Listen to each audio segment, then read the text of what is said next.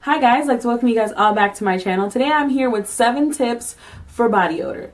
More specifically, the underarm body odor. If you're like me, you live in the South, you live in the heat, it's summertime, you gotta always worry about trying to stay fresh because there's nothing cute about a girl walking around with a beat face and bomb clothes smelling like she hasn't showered in 3 days. So I'm here to offer some tips, some tricks.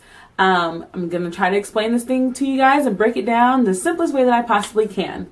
So let's first talk about sweat. I wrote it down in my notebook. So first of all, understand that the odor is from the bacteria that is attracted to the particular kind of sweat that you're sweating. There's 2 different kinds of sweat. I actually break down both types of sweat on my channel, but just know there's one particular kind of sweat that bacteria loves.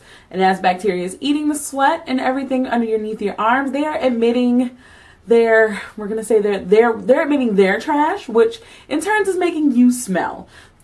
Tip number 1, shower and bathe regularly. I feel like this should go without saying, but there are some people who haven't quite grasped that concept yet. Shower more than once a day if you need to. If you're out all day in the heat and sweating like a pig, why not come and take a nice shower? Take a shower at night, after the gym, take a shower. Change out your bath towels regularly. I change mine out every 3 days. My facial towels I actually change out every day. So take that in consideration. Even though this should not be a tip, it still should be a tip because some people don't know. Number 2, deodorant and antiperspirant. Now, I know some of you are not aware of this, but those are actually 2 different kinds of things. For example, deodorant fights bacteria that feeds on your sweat. Antiperspirant stops the production of your sweat, therefore stopping the bacteria because they have nothing to feed on at that point.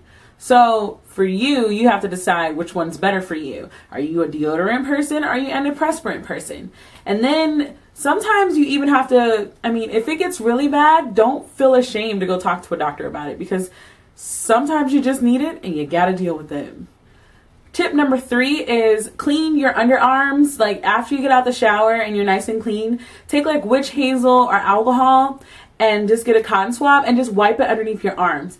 Even though you've already showered, I promise you, because of the sweat and stuff from the deodorant and the antiperspirant, sometimes it just kind of stays onto your skin, which is not good. Your pores aren't breathing, so give them a little extra attention. In the summertime, I try to do this once or twice a month. In the wintertime, it's less. In some places here, still the same.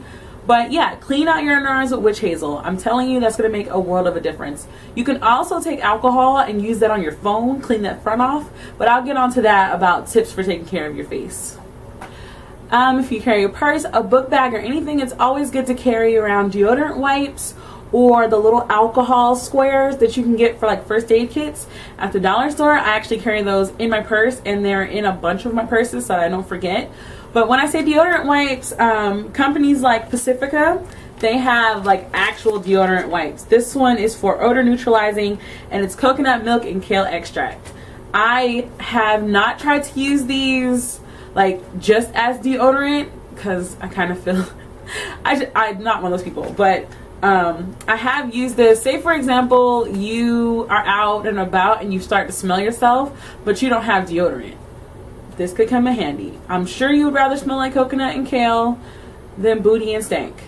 So just switch it out. And also alcohol pads are a great thing to carry around as well because they completely neutralize your underarm as well. I also have the little travel size deodorant that you can get for like 97 cents in the store. I carry that in my purse as well. But you don't keep reapplying the deodorant on top of dirty deodorant. It's better to wipe it off. Hence why these wipes and the alcohol pads are a great thing to go for in your purse. Tip number 5, if you're like me, I like to be comfortable. There are some times where I want to be real cute. Like when I'm real beat, I really want to, work my outfits to show the same kind of feel. But I stick to breathable fabrics like cotton. Like polyester in the summertime is a terrible idea anyway. So think about breathable fabrics. Breathable fabrics help with the circulation of the air, which helps you sweat less, which helps you produce less bacteria eating, less sweat that bacteria wants to eat, therefore less odor that the bacteria is going to emit off of you. Hair, as most people know, that it can trap odor. It's why you wash your hair regularly when you work out, because the sweat sits into your scalp and you have to clean it out. Same thing applies to your armpits. I recommend, if you're not one that shaves, maybe you should just trim it just a little bit, because it's just odor. It's just odor. So try shaving, trimming, whatever you want to do. People wax their underarms as well. That also helps with odor, therefore it helps with your comfort. Garlic, curry, onions.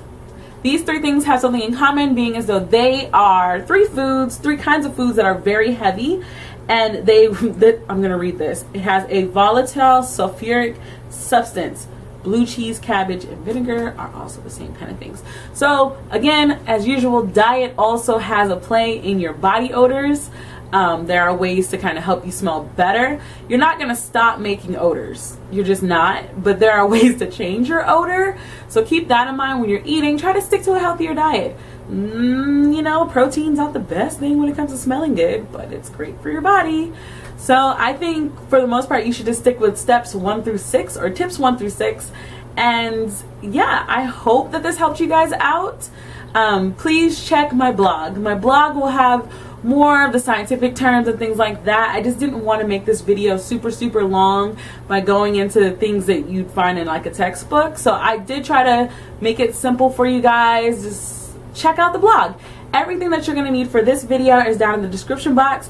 What I'm wearing and everything is also located down below. Thank you guys so much for checking out my channel. And as usual, guys, bye.